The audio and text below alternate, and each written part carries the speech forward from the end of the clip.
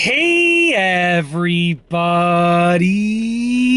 I'm here today to show you and tell you how to load film into this camera right here. So that's right, how to load film in a Fujifilm Instax Mini 11 camera. This will be an easy tutorial, so let's get right into the video. As you can see, this is the Fujifilm Instax Mini 11 camera. I think I'm pronouncing that right. That's how I've been saying it for all of the videos and for all the entire time I've been using this camera, but you know, that's how I think it's pronounced. So it's really easy to load the film. And like I said, if I messed up the pronunciation and your Fujifilm, just tell me below and I'll correct it in the future.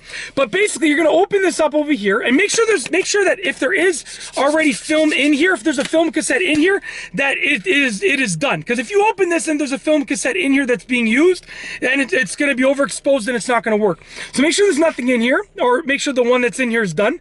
Essentially, you're going to open this up like this, the door, and don't hold it like this because the door isn't like the strongest. It doesn't have the strongest hinge. So hold it by the camera itself, okay, by the camera's body. Then if you take a look here, you're going to see there is a yellow line, and on your film cassette, there's another yellow line. Essentially, you want to line up the yellow lines. So I'm going to take this and I'm going to place it in here, lining up the yellow lines. Now you can basically just put it in there flat, but I like to sort of angle it. So I'm going to take it out. Just give me a second here. I'm going to remove it, and what I like to do is I like to sort of angle the bottom in like that and then sort of rotate it in like that. I feel like that gives it a smoother input right there. I've lined up the yellow lines, close the backing fully, and you're good to go.